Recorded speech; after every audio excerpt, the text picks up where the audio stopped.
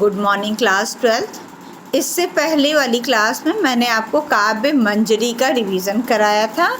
आज मैं आपको आषाढ़ के एक दिन के प्रथम अंक की कुछ घटनाओं और कुछ जो महत्वपूर्ण प्रश्न हैं उन पर कुछ प्रकाश डालने की कोशिश करेंगे। पहली चीज़ जो है कि अगर शीर्षक पे आएगा तो आप तीनों के अंकों में आपने पढ़ लिया, अब आपको स्पष्ट हो गया होगा। महीने का नाम आषाढ़ है और घटना एक दिन की है। प्रथम अंक में भी आपने देखा मल्लिका पर्वतीय प्रदेश से घूमकर और भीग करके आई हुई हैं। उसी दिन राज्य कर्मचारी आते हैं और आपको निक्षेप या मातुल या विलोम की बातचीत से आपको स्पष्ट हो गया था कि कल ब्रह्म मुहूर्त में वे लोग चले जाएंगे कालिदास। दूसरी घटना भी आपने देखा था, उसमें भी निक्षेप आता है, तभी कालिदास को पहाड़ों की तरफ जाते हुए देखता है और जो प्रियंगुमंजरी इत्यादि आती हैं उनका भी यही कहना है कि कश्मीर में विद्रोही शक्तियां सिर उठा रही हैं, इसलिए हम लोगों को कल ब्रह्म मुहूर्त में चले जाए। तृतीय अंक में भी आपने यही देखा, वर्षा में भीग करके मातुल का प्रवेश है, मातुल ने सम्राट का निधन इत्यादि घटनाएं बताई। थोड़ी देर बाद कालिदास का प्रवेश और फिर विलोम आकर के जो बातें बताता है और उस लड़की की तरफ दिखा करके उसकी शक्ल इत्यादि की बात करता है, जिसके कारण कि कालिदास फिर उठ करके चला जाता है। इसलिए तीनों अंकों में आपने देखा है महीना क्या है, आषाढ़ का है और एक दिन की ही घटनाओं पर आधारित। पहली चीज़। दूसरी जिसको कि आप अच्छे से स्पष्ट कर सकते हैं, नेक्स्ट आपका आता है कि यह नाटक ऐतिहासिक होते हुए भी तत्कालीन समस्या पर आधारित है। तो इनमें जो पात्र लिए गए हैं वो कैसे पात्र हैं? ऐतिहासिक पात्र हैं। अर्थात कालिदास ने जो रचना मेघदूत की थी वही यक्ष और यक्षिणी को लेकर के उसी को इन्होंने कालिदास और मल्लिका को आधार बनाकर लिखा, जो कि हमने आपको क्लास में स्पष्ट किया ही हुआ था। इसलिए ऐतिहासिक पात्र लिए और उनको तत्कालीन समस्या की आज व्यक्ति का महत्व उसके पद और प्रतिष्ठा के कारण होता है, इनके आधार पर स्पष्ट कर दीजिए। या फिर कालिदास जैसे आत्मसीमित व्यक्ति का, मल्लिका जैसे निस्वार्थ व्यक्तित्व के विलोम जैसे समाज के अन्य लोगों के बारे में जो वर्णन किया गया है उनके आधार पे आप स्पष्ट कर दीजिएगा कि यद्यपि यह ऐतिहासिक होते हुए भी तत्कालीन यानी प्रेजेंट तत्कालीन समस्याओं को प्रकट करता है, पीढ़ी अंतराल, शहरी एवं ग्रामीण परिवेश इत्यादि। तीसरा क्वेश्चन यदि आता है नाटक की सफलता के लिए या आप सफल नाटक क्यों मानते हैं, तो उसे आप बता दीजिएगा कि प्रत्येक घटनाएं एक दूसरी घटनाओं से जुड़ी हुई हैं। कुछ चीज़ें ऐसी हैं जो कि हम सूचनाओं के माध्यम से, जिस प्रकार पिता का निधन या और बहुत सी घटनाएं हैं, उस लड़की का आगमन इत्यादि, तो वो सब क्या है, उन सब चीज़ों को सूचनाओं के माध्यम से आपको स्पष्ट किया गया है। तो ये इनके नाटक की सफलता के लिए संवादों के माध्यम से पात्रों का चरित्र चित्रण या बहुत सी घटनाएं स्पष्ट हो गई हैं। नेक्स्ट, एक तरफ तो मल्लिका का चरित्र चित्रण, दूसरी तरफ से कालिदास का चरित्र चित्रण है। मल्लिका के चरित्र चित्रण की कुछ विशेषताएं वो कालिदास के चरित्र चित्रण में प्रकृति प्रेमी, पशु प्रेमी इत्यादि, काव्य के प्रति लगाव इत्यादि आप कर सकते हैं। लेकिन जहाँ पर आप निस्वार्थ और आत्मसीमित, अब ऐसा नहीं है कि आप कालिदास के चरित्र चित्रण में स्वार्थी शब्द का प्रयोग मत करिएगा, वहाँ पे आत्मसीमित शब्द का प्रयोग कर दीजिए, अस्थिर चित्त का प्रयोग करिएगा।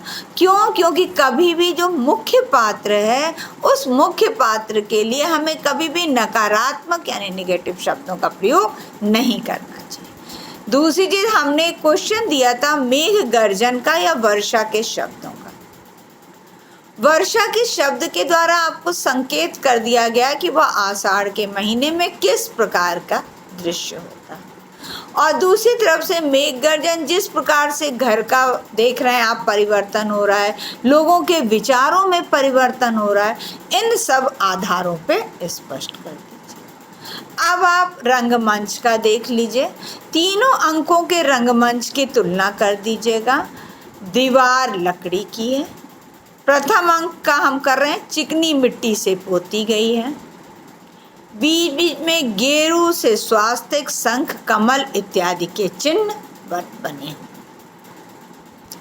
पहली चीज। दूसरी चीज में आप कह देंगे कि वह स्वास्तिक जो बने हुए हैं वह थोड़े हल्के हो गए, बुझे बुझे से हो गए हैं इत्यादि। और तीसरे अंक में दे दीजिएगा कि दीवारों से जगह जगह से पपड़ी इत्यादि छूट गई है, घर की अस्त व्यस्त स्थिति।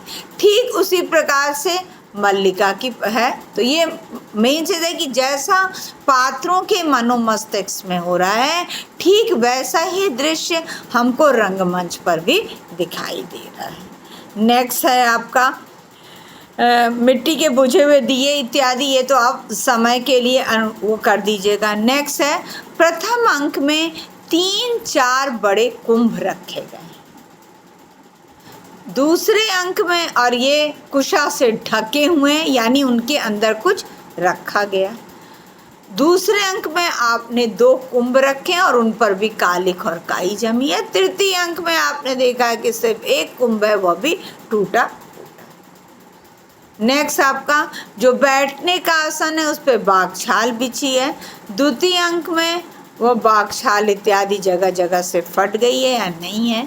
और तीसरे में देखें कि वह बैठने का आसन है। प्रथम अंक में आपने देखा है कि 2 चौकियाँ थीं, दोनों के लिए, माँ और बेटी के लिए।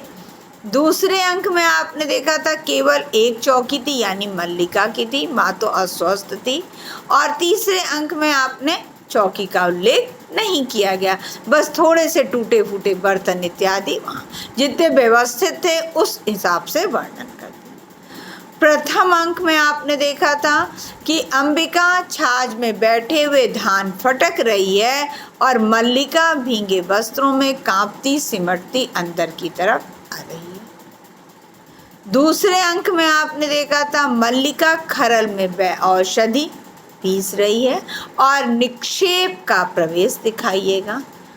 तृतीय अंक में आपने देखा था कोई रंगमंच पर नहीं है। जब मातुल वैशाखी के सहारे प्रवेश करता और जब आवाज़ देता है तो मल्लिका काले वस्त्रों में और उसके चेहरे का भी जो मलिन हो चुका है वह चेहरा, इस तरह के चेहरे को लिए हुए प्रवेश करता। ये आपका हो गया तीनों अंकों का रंगमंच आपने देखा। तीनों अंकों में पर्दा खुलने पर किस प्रकार से वर्षा की आवाज़, मेघ गर्जन इत्यादि आपने देखा, एक समान ही है। लेकिन तीनों अंकों में जो रंगमंच पे कौन बैठा है, कौन प्रवेश कर रहा है, किसकी क्या मना स्थिति है, उसका वर्णन किया गया। अब प्रथम अंक की कुछ घटनाओं का उल्लेख कर दें।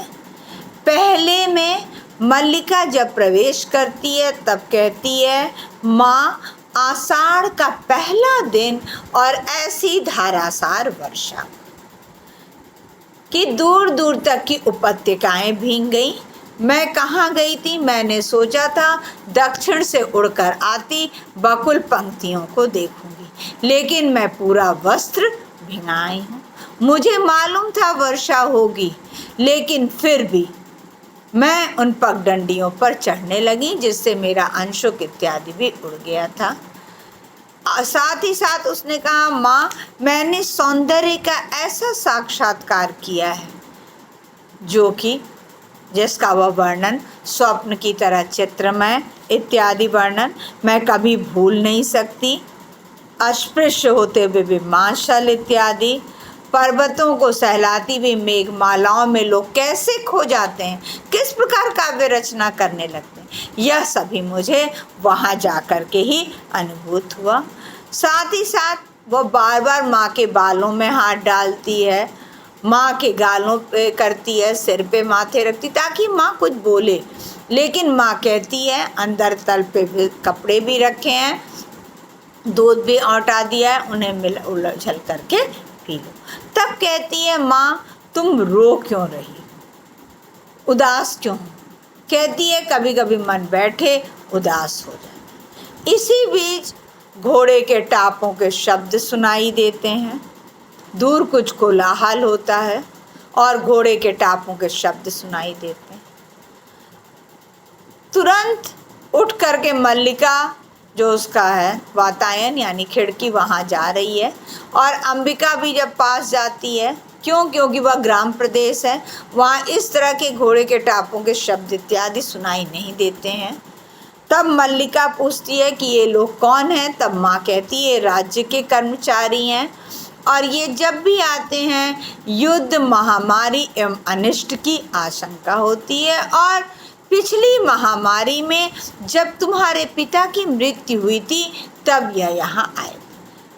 मृत्यु इत्यादि रंगमंच पर दिखाना वर्जित होता है, जिसके कारण उसे सूचना के माध्यम से दे दिया गया। ये आप डाल दीजिएगा, ये इनके नाटक की सफलता के लिए है। अभी आपने पहली घटना में देखा था माँ तुम रो क्यों रही हो, और तभी ये राज्य कर्मचारियों की घटना हो गई थी, जिससे कि वह बात आधे में ही हो गई थी।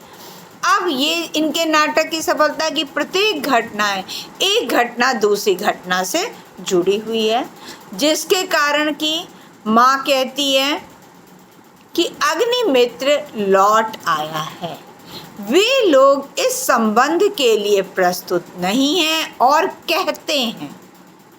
कहते हैं यानी संवाद, सिर्फ माँ ने कहा कहते हैं। अभी माँ ने कुछ भी ऐसी बात नहीं की, लेकिन मल्लिका ने इस चीज़ को समझ लिया है। तो ये चीज़ है कि संवादों के माध्यम से ही आपको भावी घटना की सूचना भी मिल जाती है और साथ ही साथ पात्रों के मन स्थिति में क्या विचार चल रहा है ये भी स्पष्ट हो जाता। तब मल्लिका कहती है यह मेरा जीवन है, इस पर किसी दूसरे को बोलने का कोई अधिकार नहीं। और माँ इस बात पर, क्योंकि माँ गुस्से में है और माँ अपनी लड़की के भविष्य को लेकर के चिंतित है, समाज में होने वाले अपवाद से भयभीत है, जिसके कारण कि माँ इस बात को अपने ऊपर ले लेती और कहती है कि नहीं, मेरा तो अब तुम्हारे पर कोई अधिकार नहीं है। जिसको कि मल्लिका समझाती है कि माँ मैं तुम्हारे अधिकार की बात नहीं कर रही। तब कहती है माँ तुम समझने का प्रयत्न क्यों नहीं करती हो? ये क्या चीज़ है? ये पीढ़ी अंतराल है, जिस पर कहती है माँ तुम समझने का प्रयत्न क्यों नहीं करती हो। मल्लिका कहती है कि मुझे मालूम है कि तुम आज स्वयं अपने वश में नहीं हो, तुम्हारा अपने पर अधिकार नहीं है, और इतना बड़ा जो अपवाद तुम लोगों को लेकर के होता है वह भी तो मुझसे नहीं सहा जाता।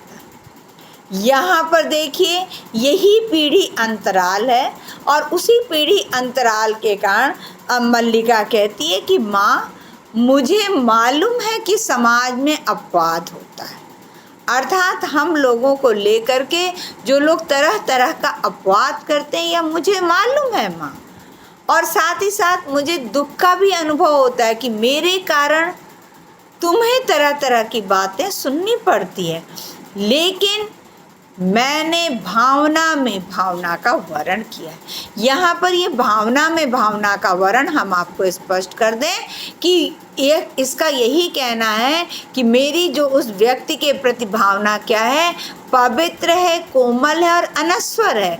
वह पवित्र, कोमल और अनश्वर इसलिए कहा गया कि मैं किसी स्वार्थ के वशीभूत होकर के उस व्यक्ति के साथ नहीं जुड़ी हुई हूँ, बल्कि मेरे जीवन का एकमात्र उद्देश्य है, जो कि आपने तृतीय अंक की घटना होने पर देख लिया होगा कि मेरे जीवन का एकमात्र उद्देश्य है कि यह व्यक्ति उन्नति करे, यह व्यक्ति के व्यक्तित्व का संपूर्ण विकास हो, इसलिए मेरी भावना पवित्र, कोमल और अनश्वर है। अर्थात अनश्वर यानी क्षणिक नहीं है।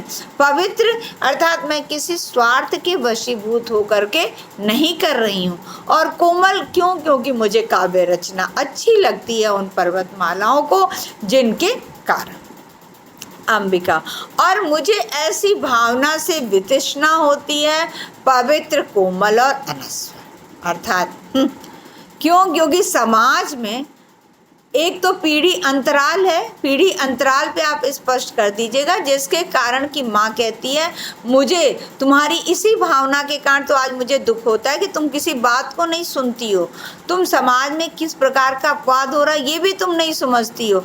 आज समाज में लोग इस तरह की घटनाओं को अलग अलग नाम देते हैं, इसके कारण माँ कहती है मुझे ऐसी भावना से वितृष्णा यानी घृणा है।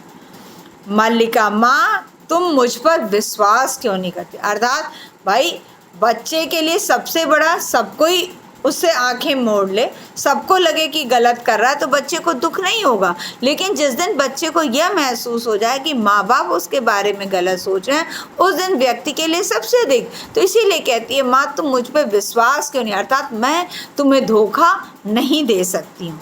अंबिका, अब यहाँ पे देखिए माँ अनुभवी है और वह अनुभव आपको तृतीय अंक में स्पष्ट हो गया होगा।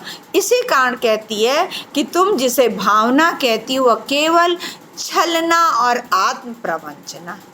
छलना यानी तुम्हें वह व्यक्ति धोखा दे रहा है, आत्म प्रवंचना यानी तुम स्वयं अपने आप को धोखा दे रही हो। वह तो जो धोखा तुमको दे रहा है वो दे ही रहा है और तुम स्वयं भी अपने आप को धोखा दे रही हो।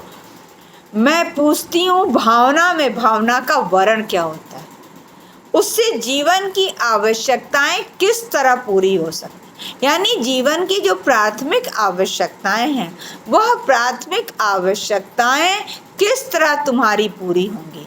इसलिए उसने कहा कि ये जो है ना भावना, ये भावना नहीं है, ये क्या है, ये छलना और आत्म प्रवंचना है। मल्लिका क्षण भर छत की ओर देखती रहती है। जीवन की स्थूल आवश्यकताएं ही तो सब कुछ नहीं है माँ, उनके अतिरिक्त भी तो बहुत कुछ है। मल्लिका का कहना है कि रोटी कपड़ा ही थोड़े जीवन की सब कुछ है, बल्कि उससे भी कहीं अधिक है हमारे जीवन के जो सपने हैं। उसे क्या मालूम कि उसके जो जीवन के सपने पूरे करना वह यथार्थ नहीं है। यथार्थ जो है वह जीवन की आवश्यकताएं हैं। जब तक जीवन की आवश्यकताएं नहीं पूरी होंगी तब तक आप कैसे जीवित रह सकते हैं। इसीलिए उसने कहा कि और भी तो बहुत कुछ है, होगा मैं नहीं जानती। तब कहती है माँ कहती है मुझे उस व्यक्ति से वितृष्णा हो। कहती माँ गांव के अन्य लोग तो उससे संदेह और वितृष्णा करते हैं, अर्थात उसे शक की नज़र से देखते हैं, वितृष्णा यानी घृणा करते हैं। माँ कहती है गांव के अन्य लोग उससे क्या करते हैं इससे मुझे नहीं मालूम, लेकिन उसी व्यक्ति के कारण तो आज मेरा घर नष्ट हो रहा है। अर्थात मेरा घर नष्ट हो रहा है कि तुम आज बात को नहीं समझ रही हो। तुम्हें लग रहा है कि नहीं वह व्यक्ति सही है, लेकिन मैं जानती हूँ कि वह व्यक्ति किस प्रकार का है। मैं उससे घृणा करती हूँ। मल्लिका के चेहरे पर व्यथा, आवेश तथा विवशता की रेखाएं एक साथ खिंच जाती। व्यथा यानी दुख। क्यों? क्योंकि मन को नियंत्रित नहीं कर सकती और माँ को समझाने पर माँ समझ नहीं रही है।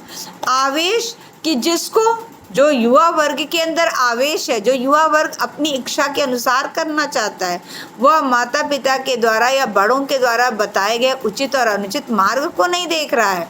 तो ये क्या है? ये उसके अंदर आवेश है। और व्यवस्था यानी विवश है कि माँ को समझा रहे हैं लेकिन माँ समझ नहीं रही है। तो ये तीनों रेखाएं एक साथ उसके चेहरे पर खिंच जाती। अंबिका, अन्य लोगों को उससे क्या प्रयोजन है, परंतु मुझे है। तो ये आप क्या डालिएगा? ये आप जब अंबिका का चरित्र डाल दीजिएगा तब आप डाल दीजिएगा कि बच्ची के भविष्य के लिए माँ क्या है? चिंतित है। इसीलिए कहती है अन्य लोगों को उससे क्या प्रयोजन, परंतु मुझे है। इसके साथ ही आपकी तीनों घटनाएं स्पष्ट कर दी गई हैं। मैं आपका रिवीजन करा रही हूँ और क्लास 12th आप लोगों को क्लास में भी शेयर किया गया था, आपने देखा भी है कि एग्ज़ाम का या किसी चीज़ का कोई ठिकाना नहीं है कि किस तरह से लिया जाएगा। ऑनलाइन लिया जाता है, बीच से क्वेश्चन आंसर, कहाँ से क्वेश्चन आंसर, किस तरह के, क्यों, क्योंकि जो मैं पढ़ा रही हूँ मैं अपने हिसाब से क्वेश्चन बना रही हूँ, जो दूसरा पढ़ा रहा है उसका दूसरा तरीका होगा बनाने का। इसीलिए बार बार कहा जा रहा है कि आप समय पर काम करिए। हो सकता है यही असाइनमेंट इत्यादि जो हैं, ये असाइनमेंट इत्यादि आपके उसमें जोड़ दिए जाएं और ऑनलाइन क्वेश्चन आंसर भी 50 ही दे दिए जाएं। तो इन सब चीज़ों पर ध्यान देते हुए ही कार्य करें तो बेटर है, अन्यथा आप लोग समझदार हैं और आप लोग जो भी करेंगे वह उचित ही करेंगे।